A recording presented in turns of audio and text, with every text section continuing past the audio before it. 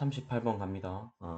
이게 좀 어려운 용어들이 나오는데 요런 용어들을 혹은 모른다 하더라도 구분해서 잘 파악하면 됩니다. 그러니까 꼭 단어를 알아야 다 문제를 풀거나 해석할 수 있는 건 아니기 때문에 예를 들어서 지금 homologous traits 하면은 이게 상동 형질인데 이걸 몰라도 뭔가 여기 쌍따옴표가 나오면서 이렇게 트레이트가 붙었잖아요. 트레이트가 그러니까 특성이라는 뜻인데 여기서는 형질로 쓰입니다. 그죠?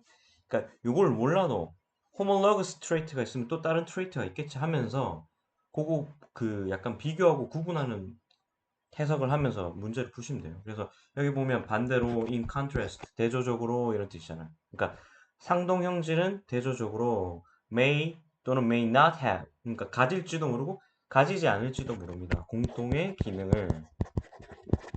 공통된 기능을 가지지 않을지도 모릅니다. 또는 가질 수도 있긴 합니다. 하지만 그것들은 지금 이건 그것들은 homologous traits겠죠. 그러니까 trait에 지금 복수가 붙었으니까 they라고 받은 거예요. 그것들은 내려옵니다. 누구에게서 내려오면 from a common ancestor, 그러니까 공통의 조상들로부터 내려오는 거죠. 조상들이라기보다는 어니까 공통의 조상에게서 내려옵니다. And hence, 그래서 따라서 그러므로 have some common structure, 그러니까 어떤 몇몇 그런 공통의 구조를 가지긴 합니다. 이런 뜻이죠. 어떤 구조냐면 여기 뒤에 있는 게 다 지금 common structure를 꾸며주죠. That indicates 나타냅니다 또는 가리킵니다 이런 뜻이죠. indicate 어떤 것을 나타내냐면 그것들의 being the same organ 그것들의 같은 기관임을 나타내는 구조. 그것들의 같은 기관임을 나타내는 공통의 구조를 가집니다. 근데 얘들은 기능적으로는 그러니까 기능적으로는 두 가지 옵션이 있는 거 보세요. 지금 기능적으로 봤을 때는 가질 수도 있고 가지지 않을 수도 있고 그러니까 두 가지 그러니까 이거는 가져도 되고 가지지 않아도 되는데 여기서 중요한 건 뭐냐면 구조는 같다는 거죠.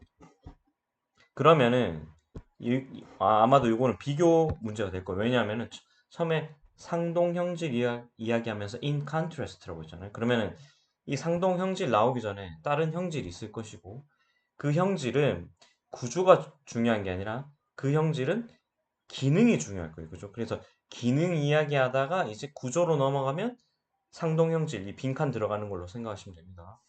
그래서 한번 봅시다. 생물학자들은 구분합니다.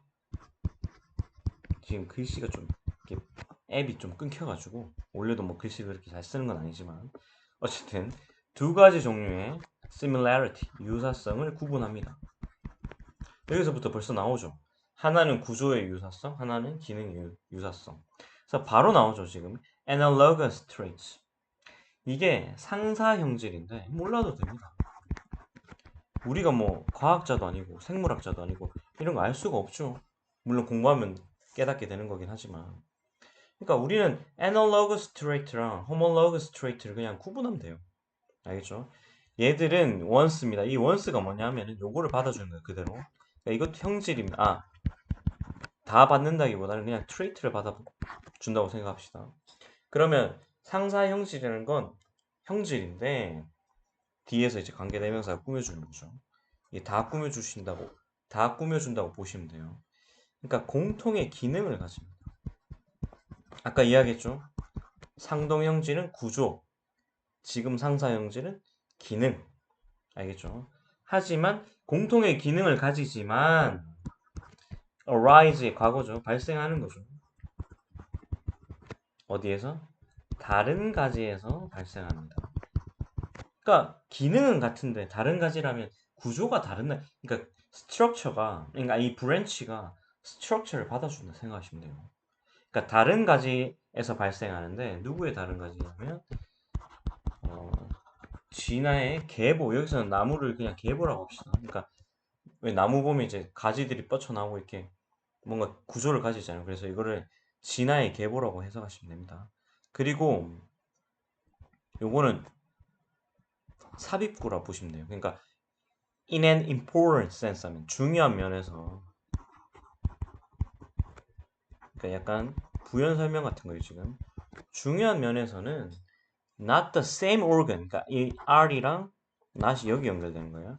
are not the same organ. 같은 기관은 아닙니다. 같은 기관은 아니라는 건 구조가 다르다는 거죠. 그러니까 기능만 똑같습니다. 이 말이어야겠죠. 그래서 그거에 대한 부연 설명이 지금 나오는 거예요. 새의 날개, 그죠? The wings of birds. 그다음에 the wings of bees. 벌의 날개는 둘 다 수동태죠. 사용됩니다. 무엇을 위해? 비행을 위해서 사용되죠. And are similar. 또 유사합니다. 어떤 면에서는 그죠? In some ways. 여기서는 way를 방법이라기보다는 면이라고 해석하시면 돼요. 어떤 면에서는 유사합니다. 왜 그렇죠? Because anything used for flight. 그러니까 비행을 위해서 사용되는 어떤 것이든 be built. 그러니까 지금 수동태잖아요. 만들어져야 되기 때문이죠. have to가 뭐뭐 해야 한다니까. 비행을 위해 사용되는 어떤 것이든 만들어져야 되기 때문입니다. 그런 방식으로.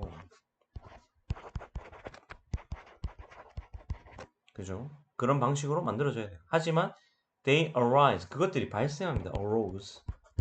어떻게 발생하냐면 독립적으로 그러니까 각자 다르게 발생하는 거예요. 그죠? in evolution. 진화에서. 그리고 have nothing in common.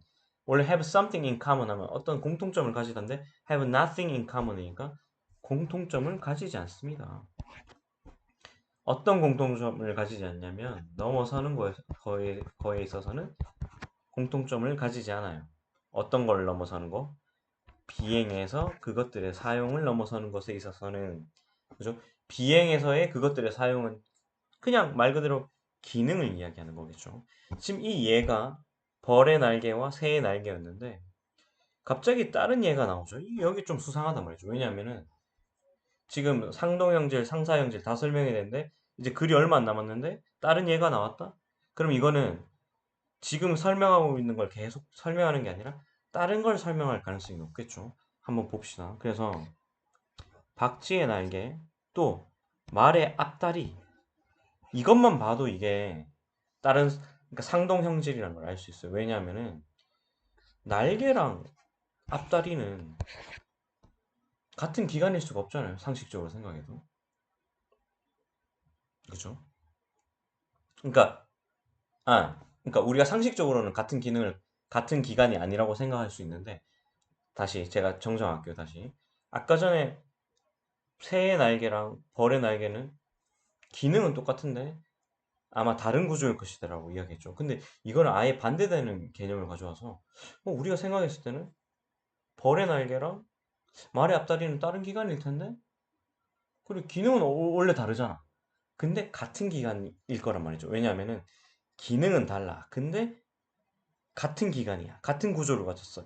이게 지금 상동형질을 이야기하는 거니까요. 그래서 어, 봅시다. 벌의 날개와 말의 앞다리는 다른 기능을 가집니다.